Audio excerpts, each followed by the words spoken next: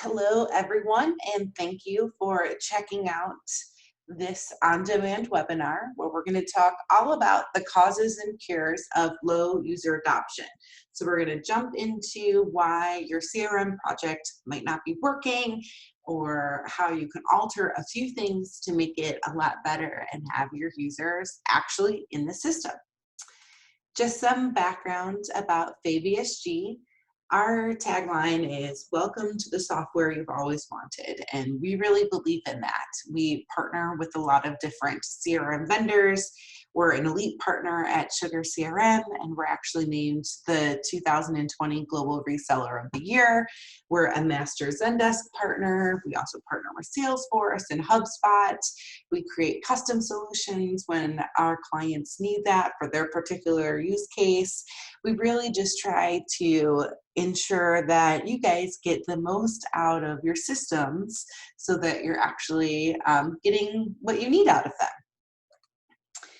And I will be your speaker today. My name is Jennifer Karpus-Romaine, and I'm Director of Marketing Services and Industry Outreach at Faye BSG.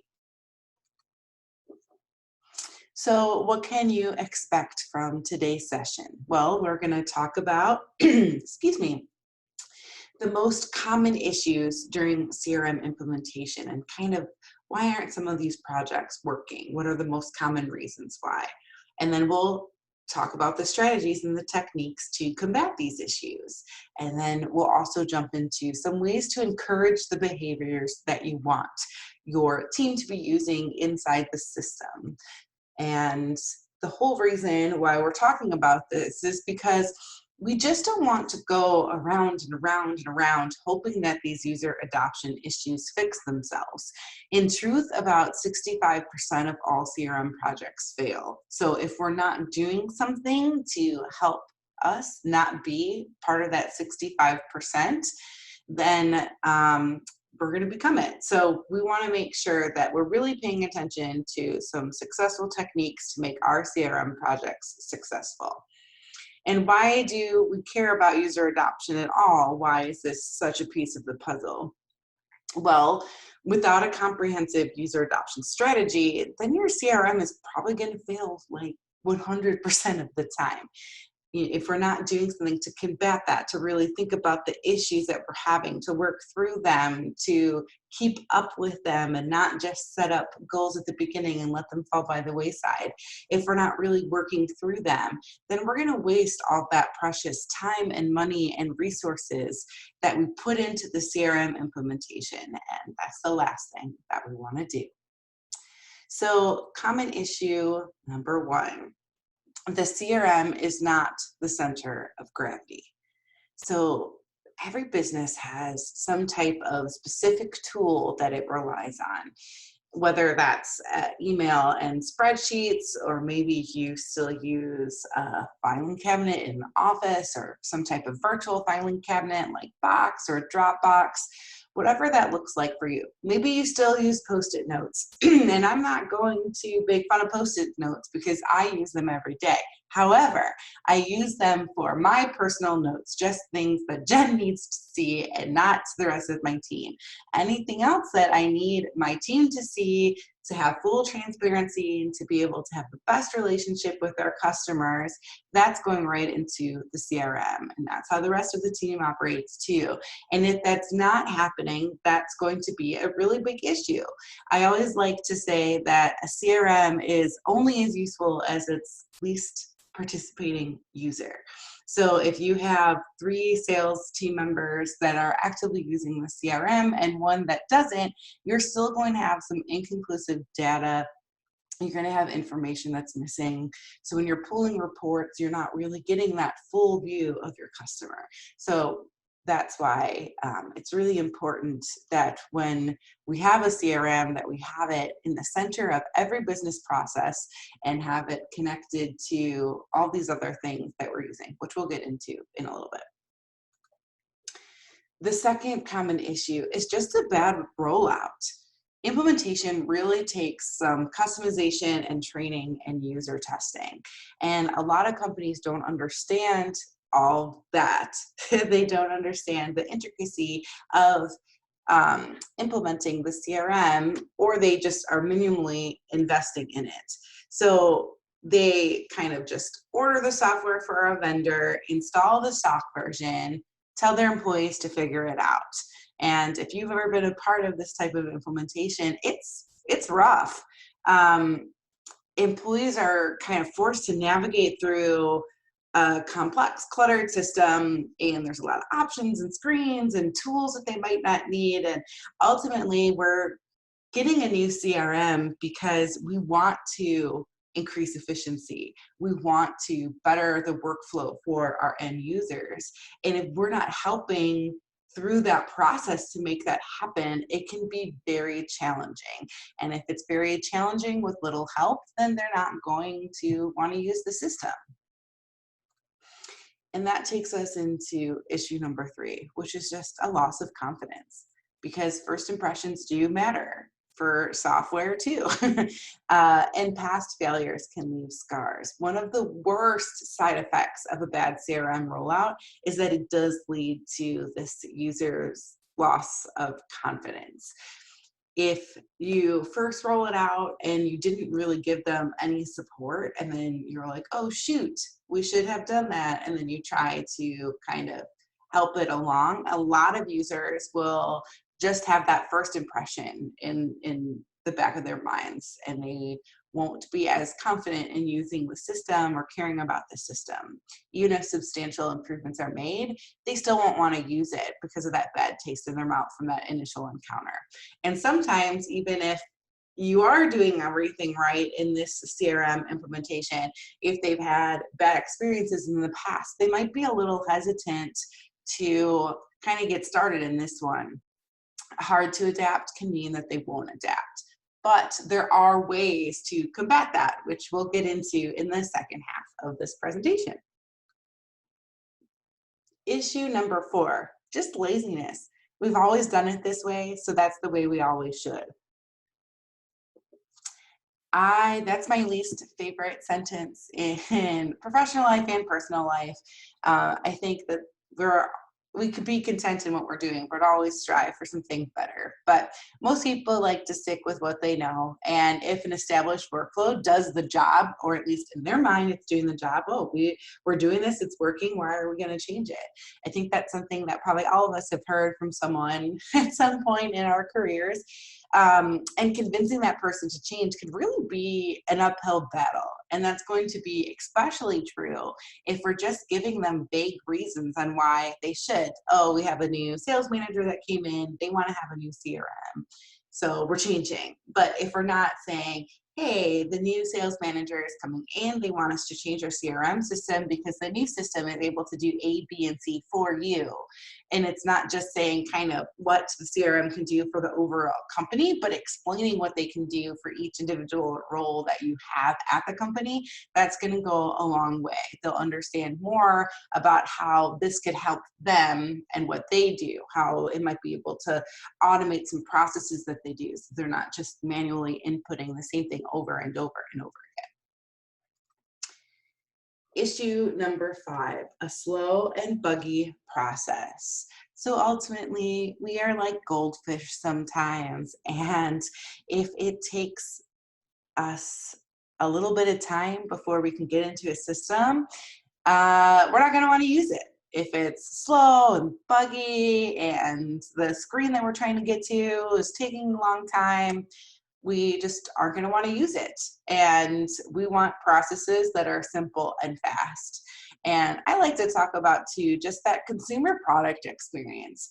We're not living in an age where no one uses technology in their, I was gonna say real life, in their personal lives. They are using them. So everyone has probably, for the most part, shopped on Amazon or Target online or whatever kind of big store or little store you're shopping online. That user experience is what they're going to expect in their professional lives too. So that simple, fast, right to the point, getting to the screen, having the information that they need, that's what they're looking for in a professional software as well, because that's how they use it in their personal life. So if it's anything slower or clunkier than that, then they're just not going to want to do it. Issue number 6, the CRM system just doesn't meet the need. A new system needs to be more efficient than the last. That seems like a simple concept, but sometimes we get so into the weeds as we're trying to select a new software that we forget. I advise people to, before going to get a new CRM, to make a list of everything that you want that CRM to be. Talk to the end users, which is big advice for solving some of these problems that we'll get into in a little bit, but kind of write that down. What does the current CRM, or if you don't have a CRM yet, what does your spreadsheet or however you work, what does that not accomplish that you hope this new system will? Because you want it to be more efficient. That's the whole purpose. So if we're not working towards that goal as we're getting our CRM, as we are building the different phases of that implementation, if we're not working towards it to be more efficient than the way we had it before, then there's going to be little reason for our team to adopt to the CRM system, especially if it's then taking longer to complete a process, or they can't complete a process at all, or they don't understand how to do it. And that's kind of where the training comes in and stuff. So we just really need to make sure that the CRM that we're choosing is meeting the need of what we do. And this can be especially important when we're talking about the CRM as a whole and connecting to some other platforms that we're using. So at the beginning, the first issue, we talked about the CRM not being at the center of our business, and that some people rely on email and spreadsheets. Well, we have different software that we could be using for that too. We have accounting software like QuickBooks, or maybe we're using an ERP or a TMS system, or just email, chat on our website, different communication channels. All of these things are really important, and different software and technologies that our team is using day to day. And if all of that, all the information should be funneling into the CRM, because it's supposed to be the center of gravity. It's supposed to be the center of our business. So if these different softwares and technologies aren't then funneling the information into the CRM, then we're not getting a full view. The reports that are generated from that CRM should provide data and insight from a wide range of practices. And if this information isn't available because it wasn't entered, someone needs to be held accountable too.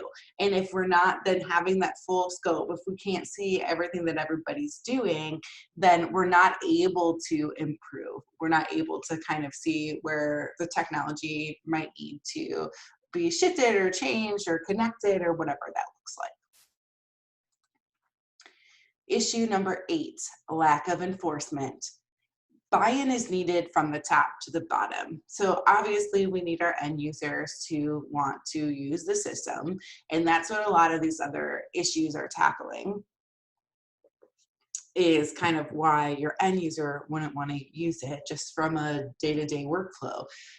But if there's no executive sponsorship or enforcement driving CRM adoption, it's going to be really easy for employees to avoid using it. If there's really no consequence for them not using the system, then they're not going to do it. Some might, but to get everybody involved, you need to have that buy-in from the C-suite and enforcing the use of the system. And that kind of coincides with issue number 9, just no CRM leadership. And I asked these 3 questions. Who is the stakeholder? Who is the decision maker? Who is the CRM project manager? Because all of these people have some say into the CRM project, but we need to have one person kind of being the driving force, and then everyone else kind of enforcing the positivity of why we should be using the system. So sometimes the project manager is the decision maker, and sometimes the project manager is gathering all the information about how people want the new system to be run, what type of capabilities does it need, what type of software does it need to be connected to. They're collecting all that information, presenting it to the decision maker, and then the decision maker signs off.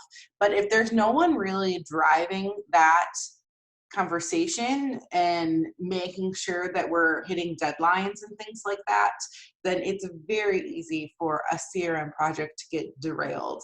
You can really get into the weeds if you just have a bunch of people saying their opinion, but you're not really making decisions. And it's easy to kind of get way off track if we're also just having a project manager add the CRM project to their workflow already. So if they're already pretty tapped out and have a lot of other things going on, and then all of a sudden they have to get the CRM implemented and be in charge of that, that might be the things that gets pushed off to the side, and then everyone's kind of waiting for the project. So really having someone to take charge of it and make sure that everyone has the training and the resources they need can go a long way. And that takes us to the last issue, which is just, it's the wrong software. And every CRM software solution isn't necessarily a good fit for every business model. The good news is that this problem is significantly more uncommon than the other ones, but it is just something to note because it does happen. It can be difficult or even impossible to accomplish certain tasks within a particular CRM depending on what you're doing. So say the software you selected is very good at a particular task like reporting, but it's not suited to integrate with other software solutions. So if you were hoping to get your order management or your social media integration or a support desk functionality or anything like that, it just might not be capable of doing all those things. Or sometimes we see a lot of different CRM software has different tiers, and the higher tier is at a higher price point and it has all of these really cool bells and whistles, and maybe that's some of the bells and whistles that you need, but it's just not in your budget to get up to that top tier. So you need to find something that is more affordable for your budget and kind of figuring out how that can fit. So if the tool doesn't do the job that you need it to do, then it's just not going to be adopted by the users. So again, this is more uncommon, and a lot of times if you find the right partner at the software, you can kind of customize some things and make it work for you, but it was just worth mentioning. How do we solve the puzzle of user adoption? So probably if you've thinking through those issues, you've probably had 1 or 2 or 10 of them be something that you've experienced in your CRM project, and you can kind of see, oh yeah, that would be a problem. It would cause the end users not to want to use the system. So now we get to this point of trying to solve the user adoption problem, and we're thinking, okay, well, maybe we'll do a reward and punishment system where high adoption users are rewarded and low adoption ones are punished. And you could do that to a certain extent, but it's also important to think about some of the structural issues that are going to steer user behavior, and that's not considered often enough when we're just going immediately to that reward and punishment system.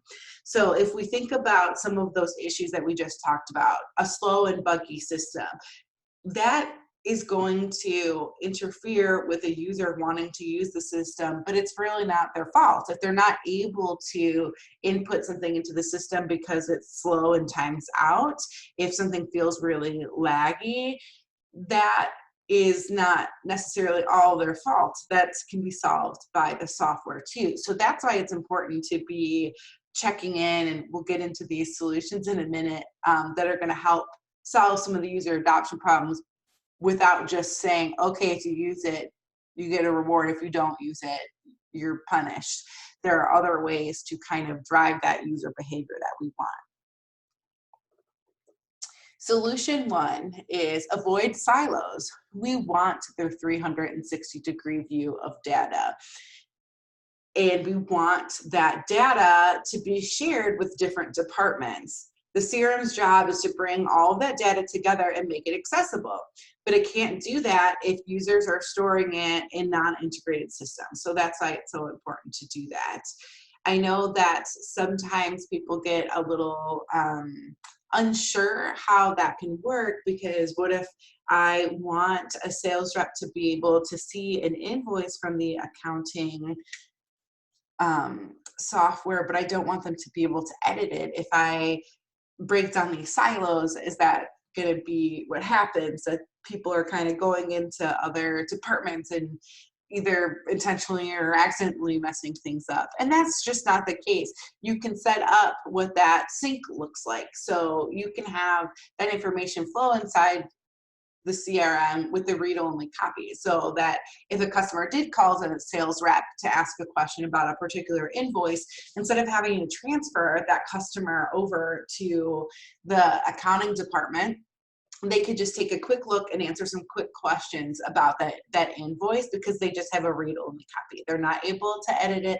They're not able to kind of get into the accounting system and do anything in there. And then if it is more complicated, of course, they could then transfer over to the accounting department. But for some quick questions that will really increase the customer experience, that is kind of what we're thinking about more here.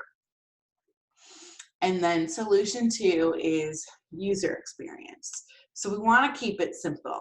And what I mean by that is, what are the most common data points we need? And say it is something that we can create drop downs to make it a lot easier for our team. So if they're inputting information about a client, so a field like address, you can't really have a drop down to automate that process or anything like that, because they're going to have to put it in. But you can have the option to pull in addresses if it's somebody else at the company maybe, or you could focus on some of the other areas that you can create drop down. So instead of them having to type it out over and over and over, or that you accidentally then have someone misspelling the word. So if you're pulling a report, it wouldn't come out. Something like industry, you could put all of your industries that you serve in a drop down menu. So instead of them having to type out transportation or manufacturing, they can just open the drop down, click the button, and it's good to go. And that does help too. Like I said, if you were pulling a report to see all of your new customers in transportation, if you didn't have that drop down menu, someone could spell transportation wrong, and then they wouldn't necessarily be in that report, and so you would have inconclusive data. So just keeping it simple, thinking about how many clicks does it take to get to that most commonly used data point or the information that your team is using. If they have to click through 4 different screens to get to where they need to input data, that's going to be frustrating and a waste of time for them. So do training with them, and not just training at the beginning, but do user test training. Have them work through the system and get their workflow. I remember one time I was working for a technology company, and it was something so simple that I wished they would have done user testing like this for, because I would input somebody's information, and then where the button that you would think would be like next to go to the next screen was the cancel button. So you would fill out all this information, you would click the button, and it would cancel out. And yes, you would try to remember that that's not where the button was, but every other thing that you use, that's just the space that it's at. So it's something so simple that was really frustrating as an end user that could have been solved really quickly to make a better experience. So asking them kind of what they're looking for, what do they do day to day in their workflow, and try to brainstorm ways that you can automate that process. And then also training in the system, and not just at the beginning, having regular checkpoints and refresher courses of training in the CRM. And the reason why you want to do this again and again is because if someone watches something and maybe they do it and they are like, okay, great, that's fine. But then they don't have to do that for 2 weeks and they forget what they were supposed to do. Chances are they're either not going to input it, they're going to input it in the way that you don't want them to, or they're going to go back to how they were recording information beforehand. So we want to make sure that we're regularly checking in with them and regularly training our team so that we're reminding them the ways that we want the system to be utilized. And then the other thing to think about with user experience is just desktop versus mobile. If you have a lot of sales reps in the field, you really need to be thinking about how the CRM experience is on a mobile device.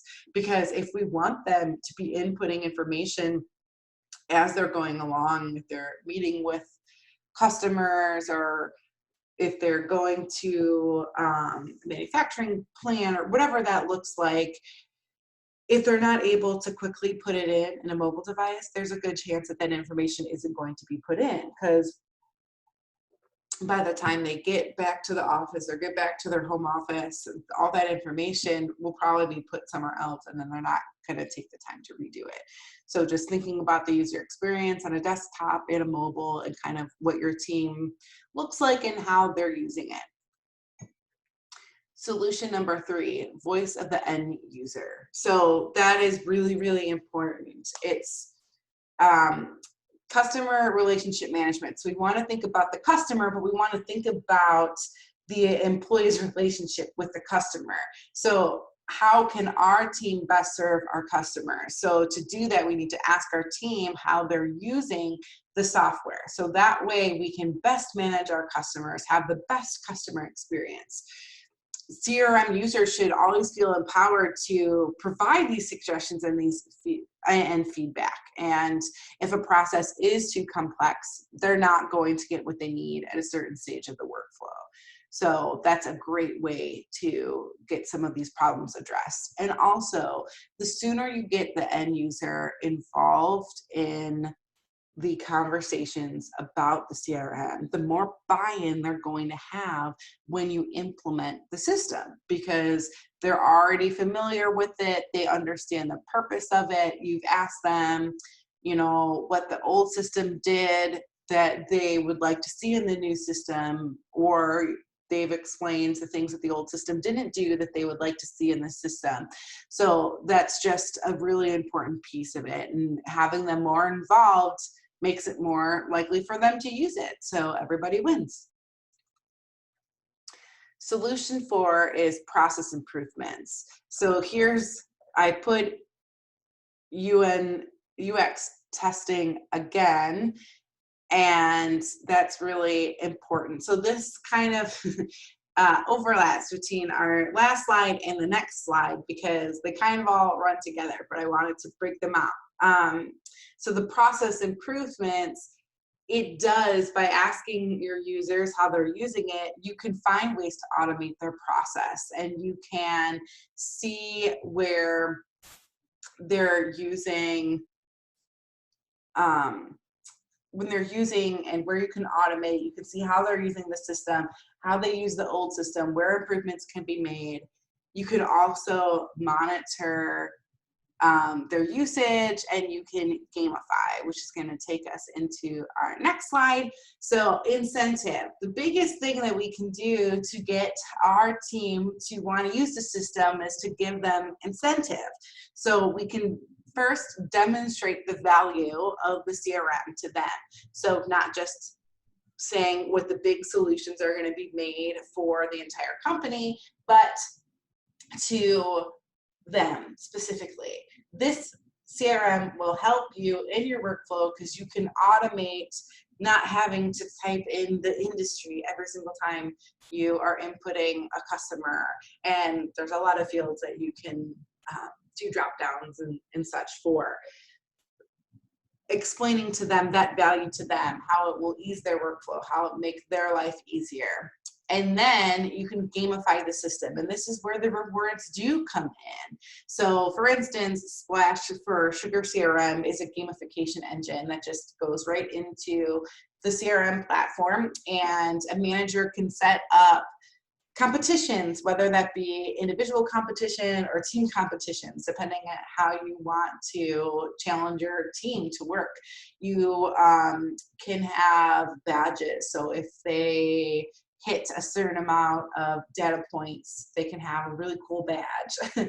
And they also, with those competitions and the challenges, you can set coins and points to that to get some real world rewards, which is a big thing. So different people are motivated in different ways. So having kind of 3 different options to motivate them, whether they like to be showy and have badges. It's like being Girl Scout or a Boy Scout when we're little kids, having this badge collection and showing off all of our skill sets, or real world rewards. That's kind of a big one for me personally. You give me a Starbucks gift card or extra PTO day, that's really going to help me motivate me and makes me feel like you understand the things that I care about, so that I can work harder for the things that you care about. And the competition is big too. So team competitions, that's especially great if we have multiple offices throughout the country or throughout the world, and you can have some friendly competitions between them. Or if you just have one, office, you can have individual competitions or break them up however you want. Just really flexible. And we want to incentivize them to do that, but to really understand how to motivate them and to get them where we need to go, we would want to utilize something like the utilization monitor for sugar to see how our team is using the system, and taking a look at maybe you added some additional features over the past 6 months, but you see that no one's actually using those additional features, or maybe just one person is. Well, that's going to give us a better understanding of where we need to set up training so that employees understand why they should be using these new features and how, and also adding in those competitions within Splash so that we can motivate them, we can drive that user behavior towards where we want them to go. Because we're adding these new features, maybe it's better forecasting, or maybe you are combining it with another system and you want to make sure that they're using all the capabilities with that. We want to help drive them towards where we need them to go. So we're checking out how they're using the system and then making a game plan to incentivize them to get them there. So that's kind of how these little solutions all work together, is taking a look at it, bettering the process, because that's why we're adding these new features in, to better their process, to have our managers have a better understanding of how their team is using it, but also how it all helps with that customer relationship at the end. So it's really important to demonstrate the value of why they should be doing it, and then also giving them a reason to do it. And then last but not least, solution 6 is switch CRMs. Burn me once, shame on you. Burn me twice, shame on me. Again, just kind of how maybe it's just a wrong fit of software in the issue side of this presentation. This is one that there's a lot of different steps I would take before necessarily switching a CRM. Consider switching a vendor partner, or trying some additional features, or customizing things inside a CRM. But sometimes when a user has had a bad experience with the CRM, changing their minds is very huge. And they can see that CRM as unfixable, even if huge improvements are made. And once they've been burned, they just don't want to get in the ring again. So in these situations, it can sometimes be more cost effective to start over with a new CRM system. The good news there is a lot of times you can take some of these same design documents and reuse them. And of course, you would then be taking all of your user adoption lessons that you learned from this failed rollout and incorporated into this new one. So we are taking a look at all of the things that we could have done better, checking in with our team, asking kind of what they want from a new system, and then going from there. And if you do find yourself in this situation, I recommend that you do sit down and take some time to write down what your current system does that you like, what you don't like, what you wish it could do, and then figure out all of your needs out before you go to the market, because it'll be easier to sift through the different options. And then, of course, finding a good partner that can potentially implement multiple systems can be helpful too, because they'll have some guidance on which one might be a better fit for you compared to others. If you are interested in learning more about low user adoption and just CRM migration, these are two great white papers that we have on our website in our resource section. There's a ton of white books in there, or white papers and ebooks in there, but these are the two that are kind of most related to this topic and what I think could be helpful for you guys as you kind of jump in and see what you can do more. And of course, if you have any questions, feel free to contact me. This is my email, my phone number, and my Twitter handle. So I love talking about CRM and how it can be better applied and how we can help our users out so that we can ultimately help our customers out more. So thank you for coming to today's webinar. Have a good day.